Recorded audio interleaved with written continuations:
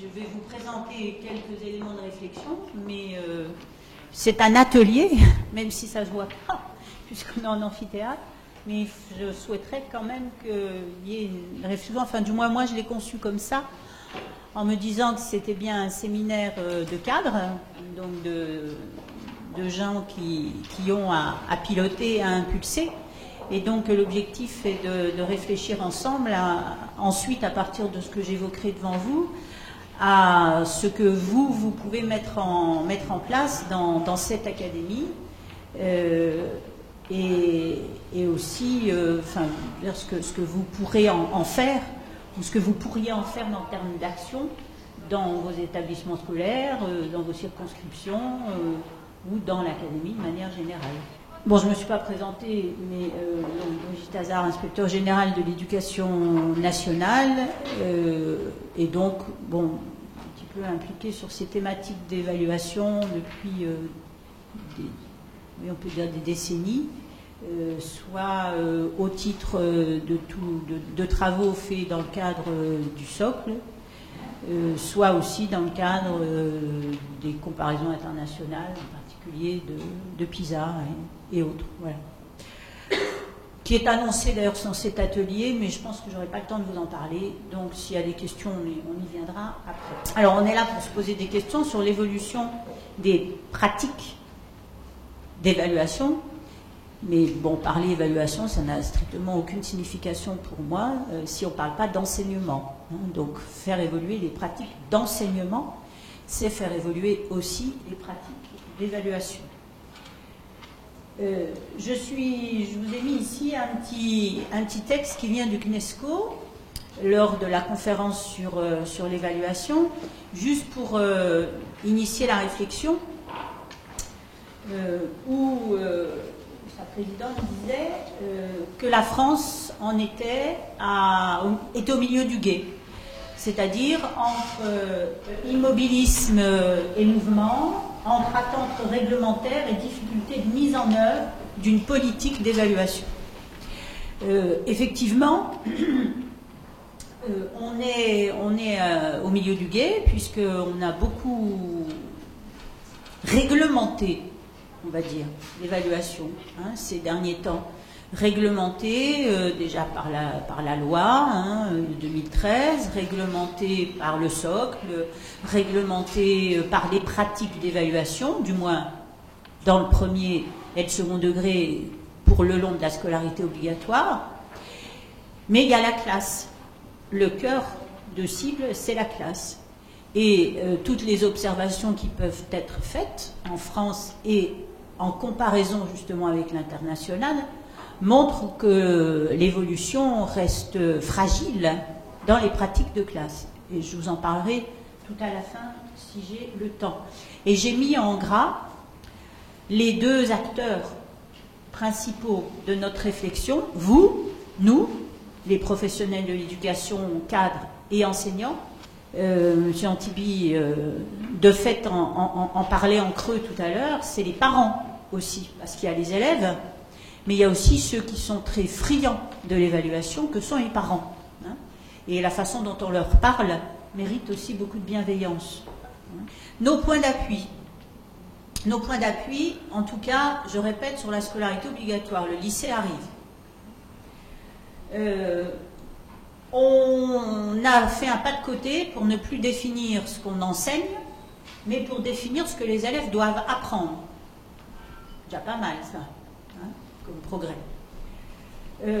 On n'est plus sur une priorité donnée au contenu, même si on a défini des connaissances et des compétences. Mais on dit, en particulier sur la compétence 2 du socle, que priorité est donnée aux modalités d'apprentissage.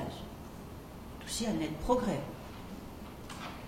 Les programmes, justement, sont centrés sur les compétences. Je vous en parle juste après. Les programmes sont des programmes scolarité obligatoire de cycle. En tout cas, ce n'est pas des programmes très prescriptifs, c'est plus des programmes qui donnent des points de mire, des attendus, des choses visées au bout d'un certain nombre d'années pour laisser du temps aux élèves. On a aussi des programmes écrits pour faciliter le lien entre les disciplines et des acquisitions plus larges, plus globales, en tout cas celles du socle. Et les disciplines sont au service, sont des véhicules de ces acquisitions plus globales, plus transversales. Les disciplines sont assurées, réaffirmées, mais comme véhicules. Donc, on a quand même un certain nombre d'accroches pour y arriver, plus qu'il y a encore quelques années. L'enseignement, les compétences. Je vous ai pris un petit extrait ici, une phrase que j'aime bien. Dis-moi ce que tu évalues, je te dirai ce que tu enseignes. Évidemment, pour évaluer, il faut avoir enseigné avant, ou en tout cas, il faut évaluer pendant qu'on enseigne. Donc, importance de cet enseignement, et donc de ce moment où on construit des compétences. Vous m'entendrez parler que de compétences. C'est un petit peu la commande qu'on m'a donnée. Bon, je vous ai remis la définition du socle. On ne va pas jouer à la définition des compétences. J'ai pris une deuxième définition, juste pour qu'on parle tous de la même chose. Un savoir agir réfléchi. C'est Develay, Michel Develay qui le définit comme ça. Moi, elle me convient. Elle me convient parce que un élève qui travaille, j'aime bien le mot travail de M. Antibi, un élève qui travaille, c'est un élève qui agit, mais qui agit en réfléchissant sur ce qu'il fait. C'est-à-dire qui juge de la pertinence de ce qu'il fait. L'élève est le premier évaluateur de ce qu'il fait. Donc parler évaluation, c'est principalement parler de l'évaluation par l'élève lui-même de ce qu'il fait.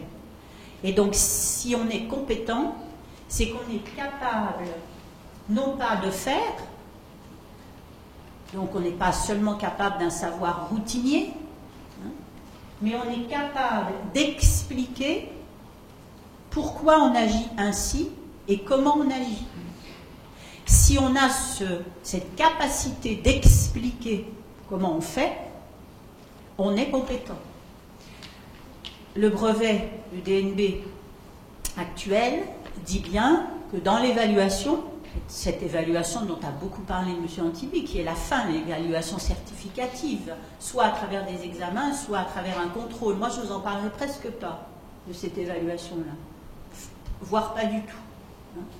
Je vous parlerai davantage de l'évaluation en cours d'apprentissage, les 11/12e du temps, dont il était question tout à l'heure. Dans le DNB, on dit bien, on prendra en compte dans l'évaluation pas seulement le résultat, mais aussi ce qui aura été la démarche, ce que l'élève aura écrit.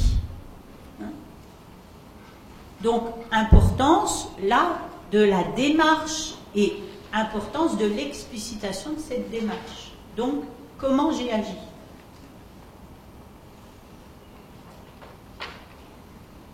Dans évaluer, enseigner par compétence, j'ai pris 3 axes aussi, puisqu'il faut que j'aille vite.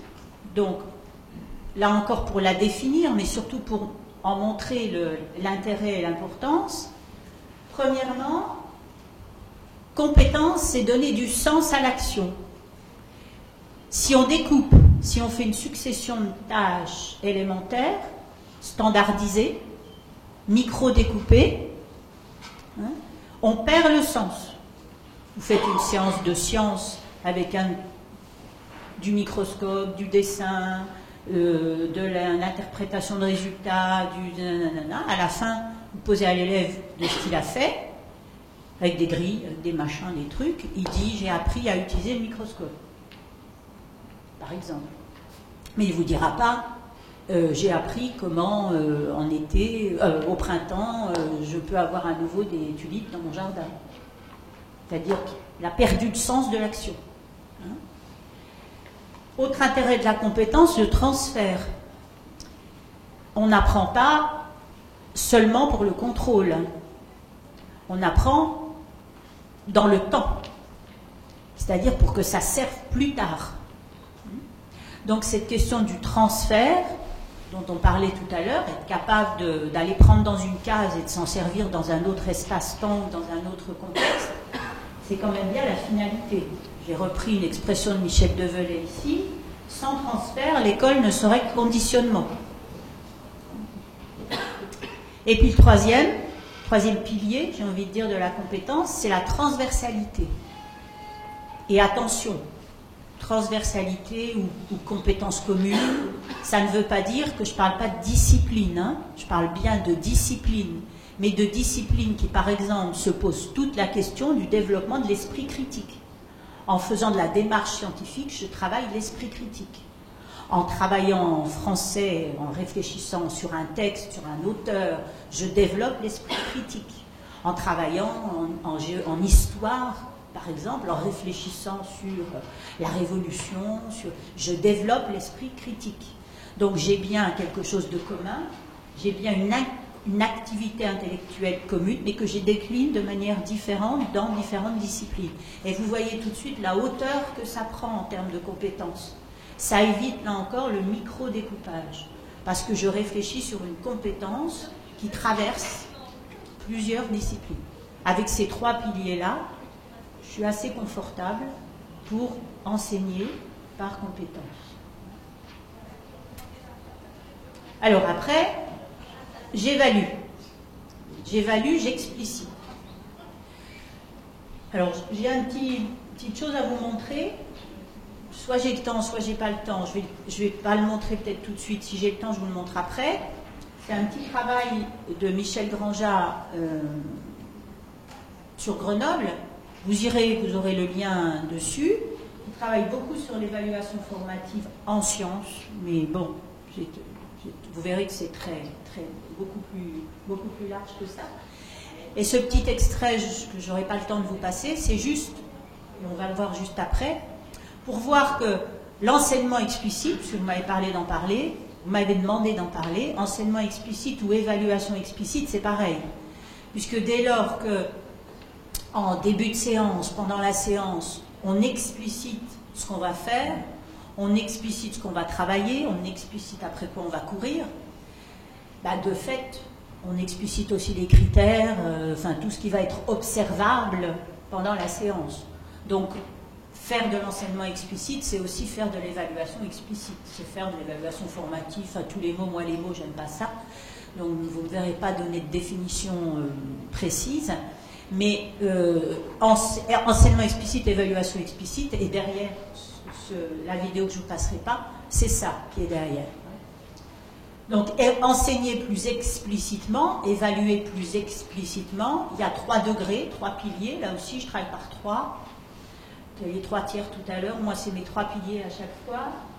Un enseignant qui explicite aux élèves ce qu'il attend d'eux, ou ce qu'on attend tout simplement de leur. C'est l'élève qui s'explicite à lui-même, je vous en ai parlé tout à l'heure, ou qui explique à l'enseignant. Et puis c'est les élèves qui s'explicitent entre eux. N'oublions jamais ça. J'étais la semaine dernière dans une classe, devoir fait, en collège. Je suis arrivée dans cette salle, tous les élèves étaient seuls à une table. J'ai demandé à l'enseignant qui donnait cette séance pourquoi, il m'a dit bah, comme ça, il peut mieux travailler. Seul. Ah bon? Bah non, parce que quand ils explicitent entre eux, bah, ils s'évaluent. Enfin, il évalue le travail de l'autre, et donc il s'enrichit secondairement. Alors je vous ai remis aussi, je vous ai dit que c'était des petits spots, hein. Je vous ai mis une petite phrase aussi que j'aime bien, de François-Marie Gérard, belge, psychopédagogue. Les réussites ne m'intéressent pas en tant que telles, mais elles peuvent m'aider dans ma thérapeutique. C'est-à-dire que l'évaluation formative, vous l'appelez autrement si vous voulez, en tout cas l'évaluation au fil de l'eau, l'évaluation feedback, l'évaluation je renvoie à l'élève en même temps que je le regarde faire, c'est pour traiter, c'est-à-dire c'est pour trouver les moyens de combler les déficits, les erreurs identifiées, tout en même temps en s'appuyant sur les réussites de l'élève. Donc, cette observation de l'élève en cours de travail, c'est un moyen de progresser. Spot suivant, on quitte la classe et on va vers ceux qui mènent la classe. Je vous ai mis ici le travail de deux chercheurs britanniques, Black et William, qui ont été instigateurs un peu de la politique en Angleterre actuelle, qui repose sur des politiques pour les apprentissages, ou de politiques par les apprentissages, évaluation pour les apprentissages, évaluation par les apprentissages, et non pas évaluation des apprentissages. Alors, ce qui m'intéresse beaucoup, c'est deux choses. D'abord, pour réussir, il faut des enseignants bien formés et qui travaillent ensemble. Par contre, des grilles très standardisées, mécaniques, des critères non partagés, des critères non expliqués aux élèves, ça a des effets totalement négatifs sur la réussite des élèves. Le travail qui a été fait en Angleterre, c'est développer la communauté éducative, développement professionnel continu, c'est-à-dire des enseignants qui travaillent avec des chercheurs, mettent en place dans leurs cours, échangent entre eux, retour sur pratique, retour avec les chercheurs et remise en place de nouvelles pratiques dans les classes, ce qu'on appelle le développement professionnel continu, au service des apprentissages, au service de l'évaluation. Les effets en Angleterre, une implication des élèves les plus fragiles, augmentation de la motivation et de la confiance dans l'enseignant, climat de coopération meilleur dans la classe, meilleure compréhension par les élèves, et puis l'Angleterre qui remonte dans les évaluations internationales, même si elles ont leurs limites. Dernier point sur cela, je vous envoie aussi regarder, vous connaissez peut-être, un outil néo-zélandais, un outil numérique. Bon, c'est tout en anglais, mais c'est intéressant à regarder. Je vous ai mis quelques petits extraits dedans. C'est un outil numérique qui permet de travailler sur les forces de l'élève, ce que l'élève doit réussir, ce que l'élève a réussi et les écarts de réussite. C'est-à-dire que c'est une série d'évaluations qui permettent de faire un profil de l'élève, un profil évolutif, et en même temps qui permet aux enseignants d'accéder à des ressources, des situations d'évaluation, avec des liens avec les programmes, etc., qui permettent de travailler ou d'anticiper ou de remédier par rapport à l'état des lieux fait avec les élèves. Ce qui est très intéressant dans cet outil, puisqu'on parle de numérique dans cette journée aussi, c'est de voir justement l'apport de cette interactivité numérique au service du progrès des élèves. La dernière chose que je vous montre, et j'en ai fini, pour qu'on puisse échanger, c'est, on part juste en arrière, dernier zoom. Nous avons l'année dernière, alors je reprends ma casquette d'inspecteur général, nous avons l'année dernière fait un travail d'observation dans un certain nombre d'académies sur la mise en œuvre du livret scolaire unique et donc des pratiques d'évaluation des enseignants en France. Donc on est allé dans des classes, on a rencontré des équipes éducatives, des chefs d'établissement, des inspecteurs et autres. Il n'y a pas de rapport, puisque ce n'était pas un rapport demandé par le ministre, c'était un travail de suivi de la mise en place du livret scolaire unique. Et donc, je vous en dis 2 mots en 2 minutes, mais vraiment 2 mots. Ça pourrait prendre, comme M. Antibil disait, 3 heures, mais là, j'en ai pas le temps. Mais il y a des éléments intéressants dedans, me semble-t-il. Sur les pratiques d'évaluation, puisqu'on parle d'évaluation, on écrirait sur la copie en progrès. Voilà, c'est typiquement ce qu'il ne faudrait pas écrire, parce que ça c'est une appréciation qui ne veut rien dire, même si elle est encourageante et bienveillante. Pas très exigeante par contre, parce qu'en progrès par rapport à quoi? Elle vient en progrès par rapport à beaucoup de choses. C'est-à-dire que les équipes enseignantes se préoccupent très sérieusement maintenant de leur pratique d'évaluation. Elles en parlent, elles échangent, elles travaillent. Et ce qu'on a vu dans les établissements, c'est un petit peu la magie de la disparition des notes. On claque des doigts, on dit classe sans notes. Tout. Et ça marche. Ça y est, ça devient bienveillant et exigeant. La note n'est pas un problème, avec toutes les limites énoncées tout à l'heure. Hein? Donc, attention à ça.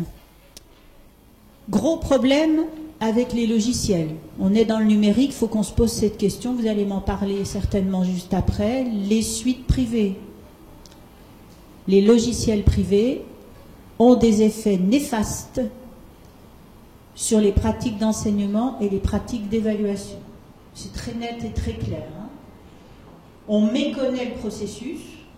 C'est-à-dire que quand vous posez la question aux enseignants de comment on en est arrivé à des pourcentages ou autres, eh bien on s'aperçoit très vite que c'est plus une moyenne de moyenne, mais c'est une moyenne de rouge, de vert, de bleu, de smiley qui rit, de smiley qui pleure, mélangée avec une moyenne de je sais pas quoi d'autre, des pourcents transformés en des points et un contrôle écrit qui vaut autant qu'un autre petit bout d'oral, un autre truc qui vaut autant qu'un machin, et on arrive à du pire qu'une moyenne de moyenne. Avec en plus de l'analytique à l'extrême, puisqu'on micro-découpe en tout ce qu'on veut et on n'a pas du tout une approche globale. Absence de consensus autour des pratiques et des outils. Alors ça, c'est très clair en établissement. La classe de 5e qui travaille sans notes en maths, mais qui travaille avec des notes en histoire. Je passe les diversités. Et on a travaillé un peu à marche forcée, quoi. Marche forcée au local parce qu'il fallait remplir un livret, marche forcée au national parce qu'il fallait mettre en place le LSU. Là aussi, je passe un tout petit peu pour aller vers le lien avec peut-être notre échange. Cette évaluation, le suivi qu'on en a fait, montre de manière criante, est un révélateur criant du rôle majeur du seul pilote pédagogique en collège, chef d'établissement, évidemment. Je ne parle pas ici du premier degré, où on est dans une situation différente, puisque IEN, que vous êtes, est à la fois pilote pédagogique et à la fois impulseur, alors qu'au niveau du second degré, on a le pilote chef d'établissement et on a l'inspecteur conseilleur. Le problème, c'est que on a vu un pilotage pédagogique en établissement qui ne s'empare pas ni des instances potentielles, ni des, je parle de manière générale, pas assez, je n'ai pas dit pas du tout, et du rôle de pilotage pédagogique d'une politique d'évaluation au sein d'un établissement. Je jette un autre pavé dans la mare, j'aime bien. C'est la difficulté rencontrée en termes de communauté de pensée entre corps d'inspection disciplinaires, premier et second degré, pour porter des paroles communes. L'année dernière, en collège, on a vu des enseignants revenir dans leurs établissements, dans leur collège, en disant « Mon inspecteur m'a dit, et c'est pas comme ça qu'on fait dans ce collège. » Ça fait un peu le bazar. Hein. Donc, il y a à se parler, évaluation, mais on a vu aussi toute l'importance de l'inspecteur accompagnateur et facilitateur dans les politiques d'évaluation des établissements, hein, quand c'est séparé, comme entre chefs d'établissement et j'en ai terminé avec le dernier aspect. Je vous ai dit que je parlerai des parents. On a perdu les parents l'année dernière. On les a perdus parce que on leur a donné à nouveau une idée d'absence de compréhension entre l'école et les parents.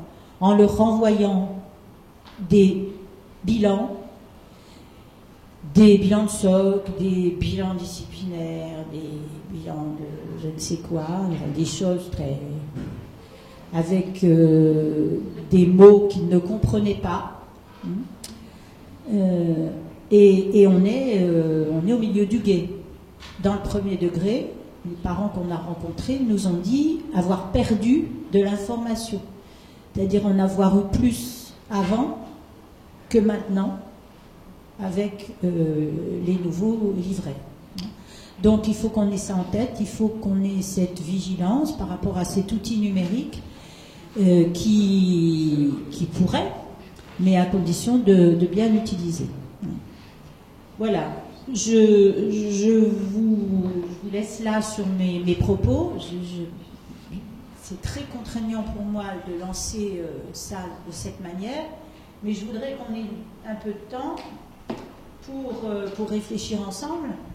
C'est-à-dire que, outre, si vous avez des éléments par rapport à ce que j'ai apporté, qu'on se pose des questions chez vous, quoi, hein, dans votre maison, vos constats par rapport à tout ce que j'ai pu dire, vos solutions existantes ou vos solutions à venir, nouvelles idées que je pourrais susciter ou que vous pourriez susciter entre vous, autour de ces questions d'évaluation, bien sûr, puisque c'est notre objet, mais d'évaluation des compétences, par les apprentissages,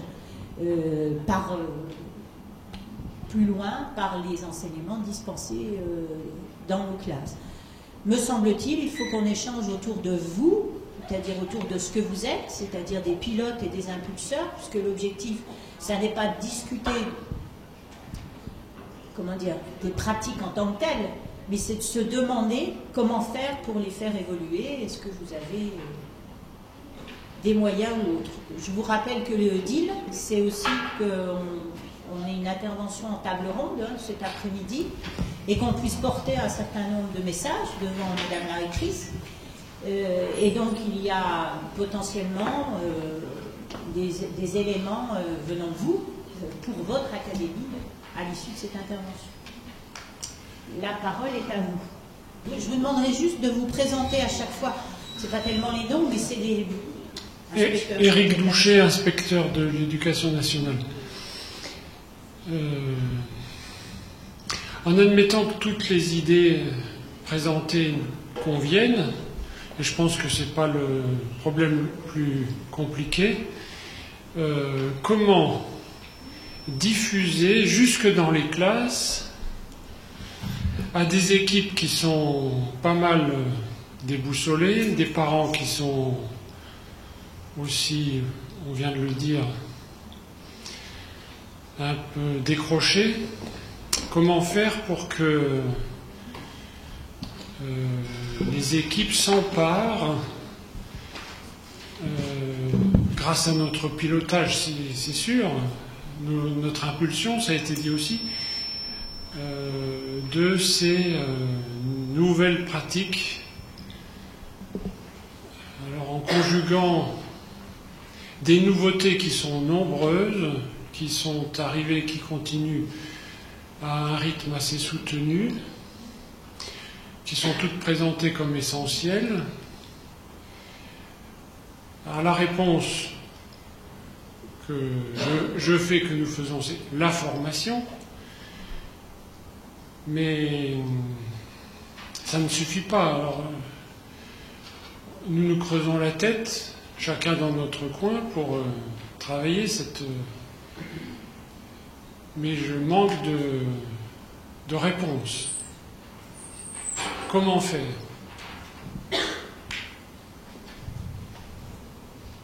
Est-ce que on apporte quelques éléments de réponse? Est-ce que vous avez des idées, des propositions, des choses que vous mettez en place?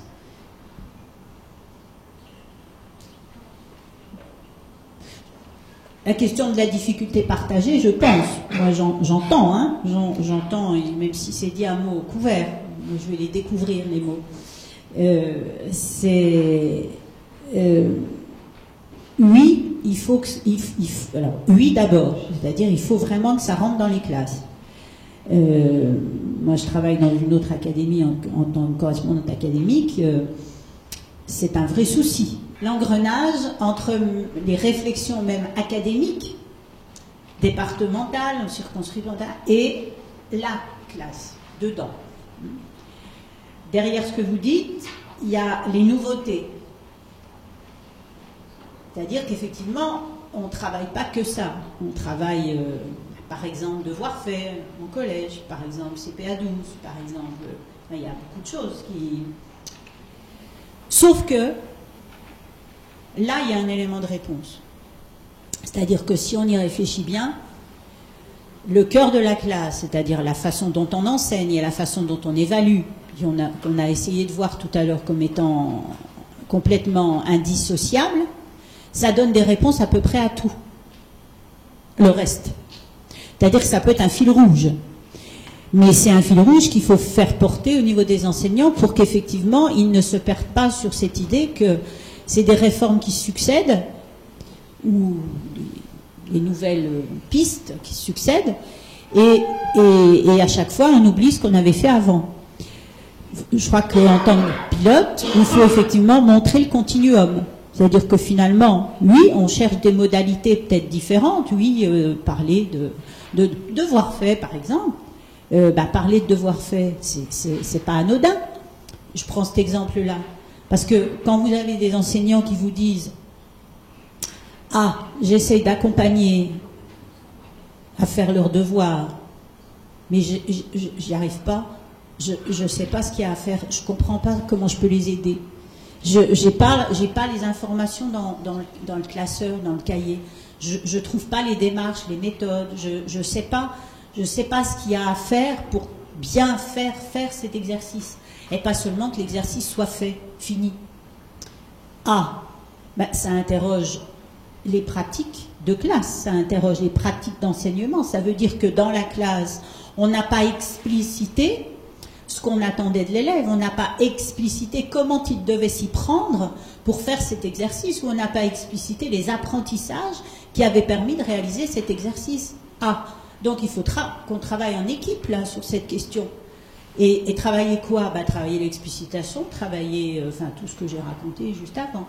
Donc finalement, on a le fil, et ce fil, on le tire par un autre bout, qui est le programme devoir fait, par exemple. Donc je crois qu'il y a un continuum qui est le cœur de la réalité des choses, mais après vous posez les questions, c'est-à-dire comment quand même, c'est-à-dire formation, quelle formation? Je crois qu'il faut dire aussi, mais je donne moi pas des réponses, des éléments de réponse. Je crois que la question de la formation, elle est à repenser. Enfin, ce qu'on a vu, c'est que la façon dont on forme actuellement, ça marche plus. Ça marche plus. C'est-à-dire regrouper des enseignants à un moment donné, académiquement, sur inscription individuelle, ou regrouper, tout ce qu'on fait en ce moment, ça marche plus. Et il faut penser la formation autrement, avec le numérique, au local, en réseau, par les établissements eux-mêmes. En France, par rapport à l'international, en France, 3 enseignants sur 10 sont allés dans la classe d'un autre. Moyenne, enquête Thalys 2013, 8 sur 10 sur l'ensemble des pays interrogés. Nous, 3. C'est un élément de formation aussi. Formation par les pairs. À condition qu'on réfléchisse, etc. Mais voilà, mais disons que je ne réponds pas, je continue à poser des questions. Et vous avez des réponses? Des choses que vous essayez? Alors, simplement, on a entendu peut-être une voix qui porte. Ce qu'on met en place dans notre académie, puisque vous évoquiez la formation, ce qu'on met en place dans notre académie depuis la rentrée de septembre 2017, sur la thématique de l'évaluation, ce sont des formations d'initiative locale.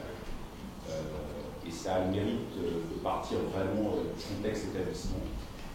problématiques des enseignants au sein d'un établissement ou au sein d'un réseau, parce qu'on a beaucoup de demandes de formation sur ce fameux cycle 3 et sur toutes les questions d'harmonisation des démarches d'évaluation CM1, CM2, 6e. Et ça, c'est une réponse vraiment académique qu'on apporte depuis cette année, d'aller vraiment au contact des équipes pédagogiques et de travailler dans le contexte des problématiques d'établissement.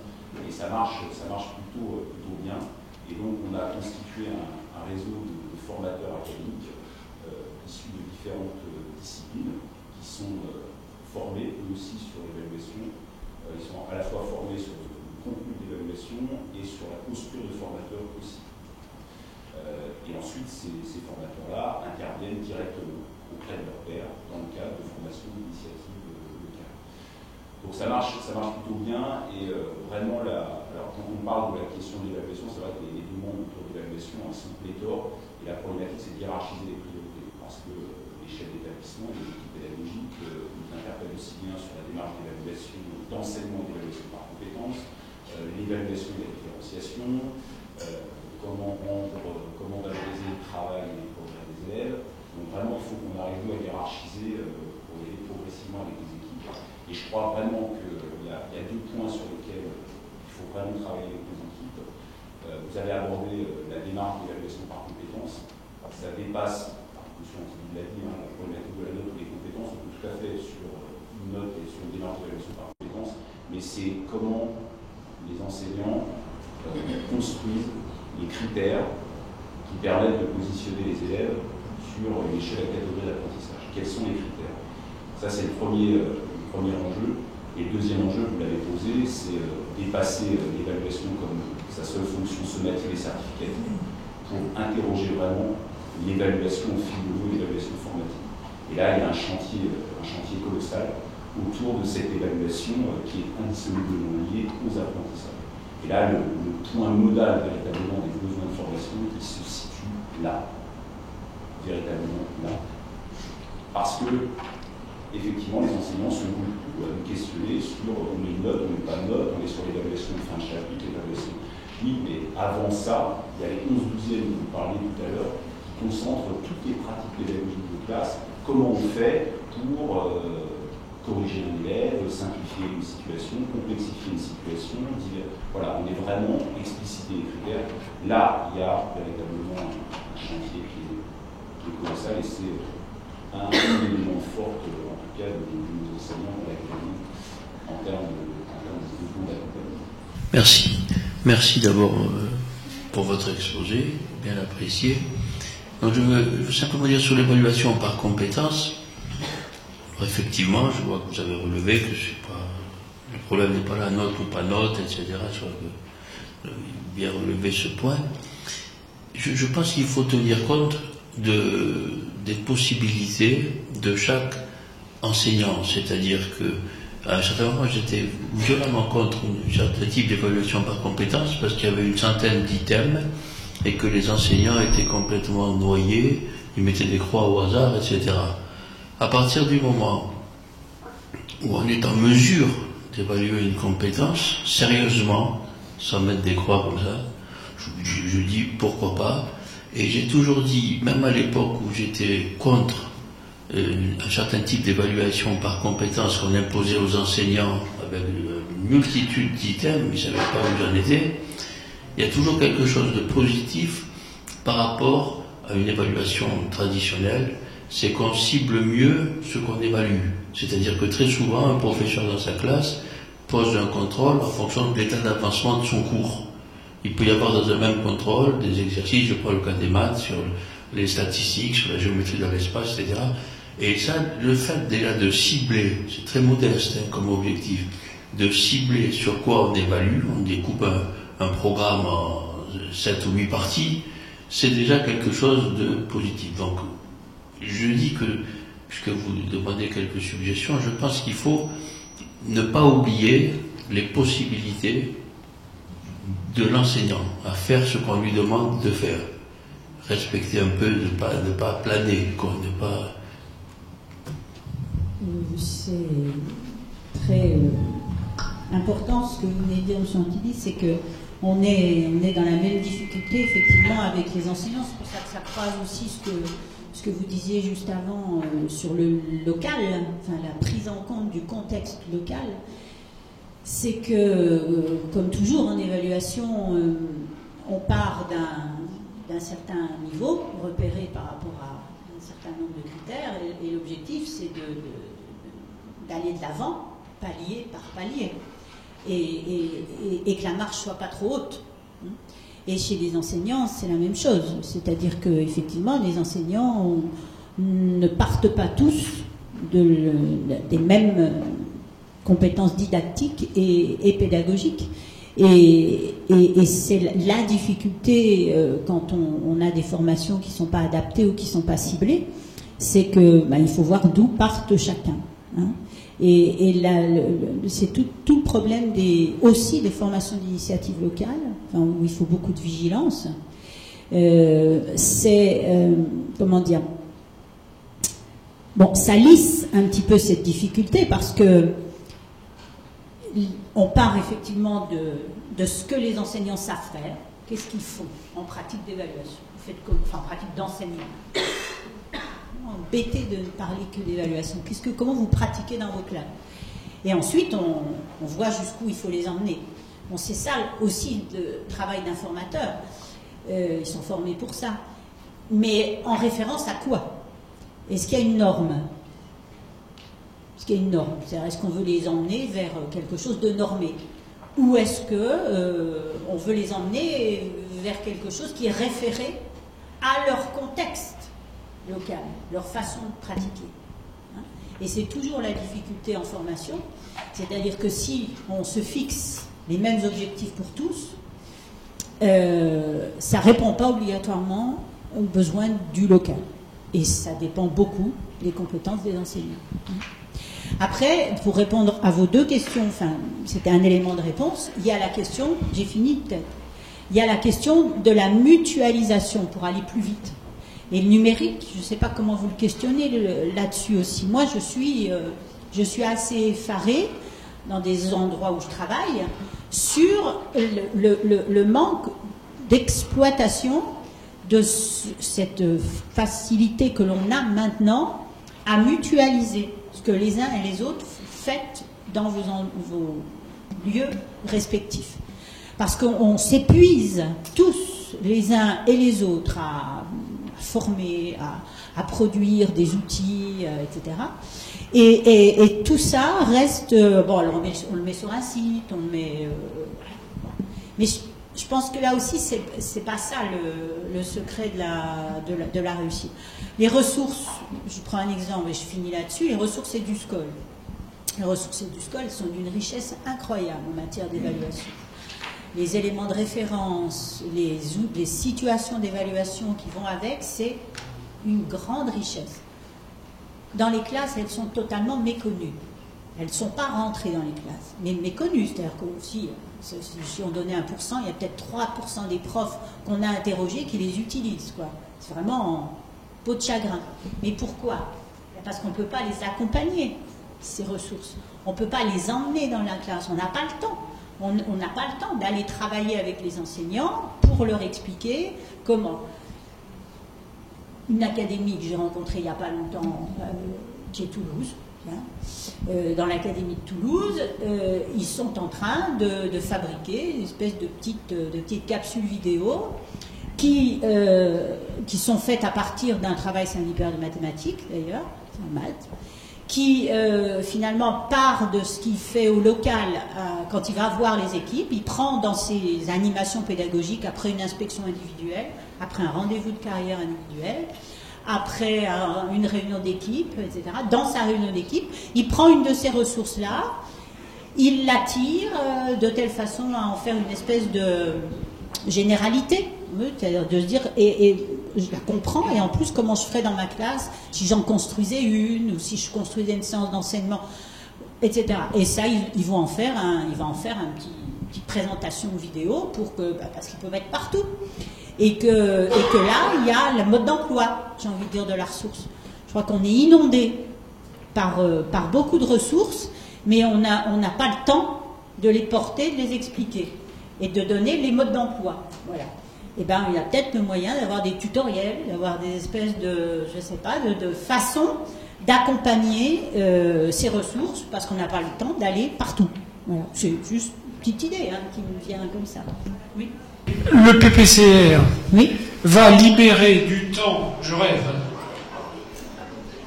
pour les inspecteurs, et entre les rendez-vous de carrière, peut-être aurons-nous de ce temps pour accompagner davantage les équipes sur ces questions comme sur d'autres. Je pense la difficulté, ça sera entre premier et second degré. Pour l'instant, vous n'en êtes pas au même temps libéré pour cette.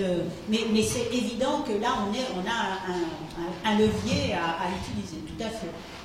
Excusez-moi, je voulais juste exagérer dans le temps qui est imparti, mais on a simplement imparti, mais nous n'avons pas évoqué la question des parcours dans les constructions, dans le développement des compétences. Or, M. Antibi a bien effectivement souligné, je voulais simplement le rappeler simplement, M. Antibi a bien souligné que la France est l'un des pays où le niveau social a le plus influence dans les résultats scolaires. Donc la question des parcours, me semble-t-il, est vraiment dans cette logique de travailler au niveau éducatif.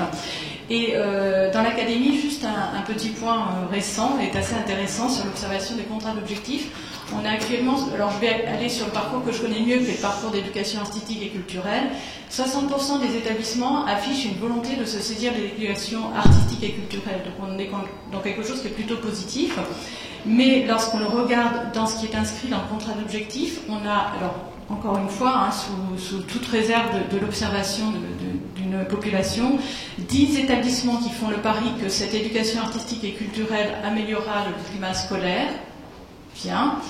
7% font de l'EAC un véritable levier pour la construction des compétences et un seulement annonce officiellement la lutte de s'appuyer sur la lutte contre la grande pauvreté. Voilà, donc ça c'est vraiment, me semble-t-il, une réflexion à mener, à construire dans l'académie, et je voulais simplement informer que nous mettons en place avec l'IFE un LEA, en tout cas nous participons au projet, un LEA qui a pour ambition justement d'essayer de réfléchir à la question des transferts, puisque vous avez parlé des transferts par rapport à Michel Develay, et puis à la question justement du nourrissage culturel qui permet aux élèves de justement être beaucoup plus égalitaires par rapport à cette construction des compétences. Merci beaucoup, je garde et comme ça je pense qu'on en reparlera à la table ronde.